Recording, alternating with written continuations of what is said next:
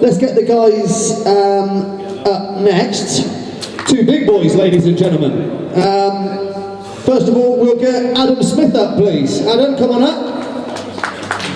Come on, put your hands together, ladies and gents. Not bad, Adam. How are you? Please take your seat. Oh, going around the back there. Okay, going that way. And his opponent, ladies and gentlemen, big boy Wes Clark, ladies and gents.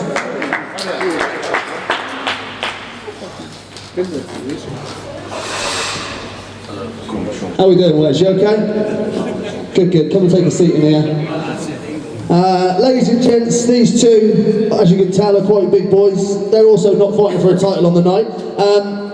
I do believe both of you had your last fights on a Northern Boys show, but not the same show, was it? It wasn't the same show. Yours was a little bit further back, wasn't it, Adam? November, I think. November, and that was against Adam Giles. Adam Giles, yeah. I remember that fight really well. I've got to say, I thought you came out looking really good. I think more than anything, it might have been a bit of fitness that kind of held you back in the end. Yeah, I think for a first fight, you don't know what to expect. You go in there, you make a plan, jab, you don't do it, you end up throwing punches like a pub fight, and that's what it turned into. I gave a standing 10 count, I think, or standing 8 count in the first 20 seconds, and literally just went mental for a round. I literally blew my beans. I think that's probably the best explanation for it. But I mean, since then, I've been doing with John. There's an amateur club. I live in Portishead in Bristol, so obviously I come to Swindon with John once a week. I go to an amateur club twice a week, which is it sort of changed the way I box and definitely improved my cardio. I sparred 8 rounds the other day with the boys down the gym, one after the other, which I wouldn't have done a year ago. So I can't do that now. Yeah, I know. So. One of them was about 12, so I don't really count.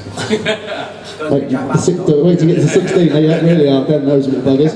Wes, right, okay, yourself, mate, you last fought on the Northern Boys show. Was that your last fight as well? Yeah. Talk us through that one. Fought Roscoe. I beat him on points, so yeah, it went well. And you've been doing your training down at Scrappers with the lads?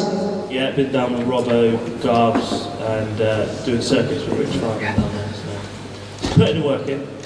Your cardio must be good for that, because the circuits with Rich are renowned for, making you sick as well as fit. Yeah, I've thrown up twice. Yeah. They're brutal, absolutely brutal. But I do a lot of cycling as well, so that keeps me fit. Do a lot of cycling. Okay, yeah, cycling's a good fitness sort of thing. Do you think that this is going to be a harder fight than the previous ones you've had? I think it's quite dangerous, because I can't really take much from his first fight, apart from that. He had a bit of a chin on him, but because Giler's a big boy as well, and he, like you said, he got a standing 8 count, so he can obviously hit. I think if I stick to boxing or outbox him, if I can stop him, obviously I'll try and stop him. But it'd be a good fight, but like I say, it's a bit unknown again because I can't take much from that first fight because he would have had nerves, and Giler's an hard bastard, so yeah. Okay, we're going to go back to what you just said there, Adam. You've got a bit of a chin on you. What's your response to that? Yeah, I'd kind of agree with that, to be fair. I've been sparring people like Bruno on Thursday, things like that, so... Oh yeah, Bruno, he's got like 3 chins on him, hasn't he? He can hit. So, I can take a punch, and I've got heart, I think, which is a big thing at this standard of boxing anyway. Watch some of the videos online and Facebook and stuff like that, and they get a little jab and go down holding their knee. So it's that won't be happening. So it'll be a fight. And to be fair, it'll be more, I think, actually more of a boxing fight than actually trying to throw hay balers, trying to knock each other out. I think that's what possibly let you down on your first fight. It was like you said, it was a pub brawl, and now you've come into this one. You've been doing your training with the amateurs and stuff, so you've raised your level of skill, and so you'll be able to box a little bit more. And maybe you won't blow yourself out like you said as much as the first one because tactically you'll know how to do it a little bit better. Little things like learning how to control your breathing and stuff like that. And I've done some stuff with John as well, and just trying to improve. Like I said, I'm never going to be a good standing boxer. That's fact. But it stops me getting fat. And it's something to look forward to. All the people who come to watch me all live around the country. I'm not from the area, so they've got lads coming from Ipswich and Birmingham and Kent and stuff like that. So it's a night out as well. So yeah. It's a good. But I'm not gonna lose because there's no point. They're not sending them home with a loss. They're coming a long way, paying a lot of money for hotels. Did they do that last time? So you got to make up for it this time. I had to pay them back. fight. So No, so you got to make up for last time, the last one, they all came down to see you, and they went home with a loss this time. And your mum's my coming? mum's coming, yeah. She's probably harder than both of us put together. Shit, you can't knock him out in front of his mum, mate, that would be really horrible. Yeah, exactly.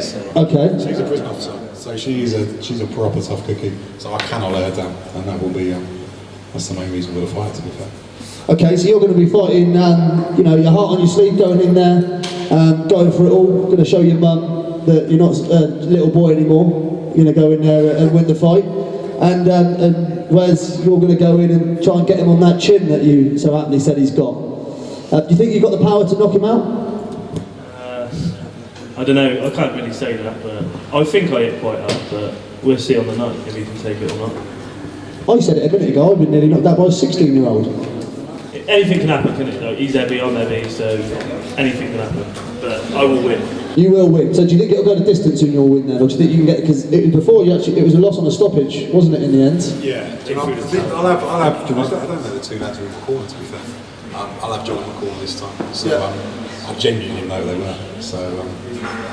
Do you think having John in your corner is obviously going to give you a little bit more of a confidence boost because he can talk you through what needs to be done each round? Yeah, and it should be more of a boxing match. I mean, I'm nearly 19 stone. He obviously weighs he's a few kgs as well.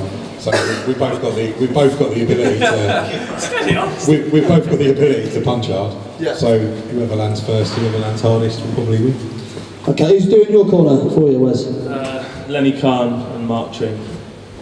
Okay, so you're not having the scrappers, what is it you've been training with? Because Luke's going to be fighting that night, so he'll be concentrating on this fight. Right, okay. Of course, because he's fighting for the heavyweight title, fight that night. Okay, well, what I will say to you both guys is good luck for the fight. We're going to open it up to the floor. Any questions for these two big heavyweights? Anybody? No? John, you got nothing? Yeah, go for it, John. I've just had a message saying, tell Babbers because of the chin joke, I'll be sparring this week as well. That was from Bruno. Yeah, he never texts you that. He can't text that quick. Yeah, he did. Did he? He's watching. Oh, okay. Bollocks.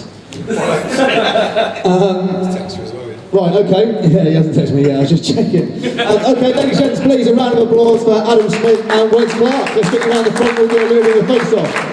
Robbo, I haven't got a voicemail off him. You sent it on my phone. You said you can send it to you. No, I haven't got it.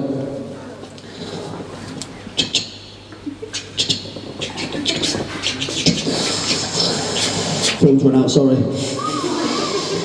Okay, let's get your stance up, get your gloves up. You don't want to just stand like that on the night, mate, trust me. Probably will. Shit guard, isn't it? Good, Babbers? Yeah, that's good, thank you very much. There you go, last one.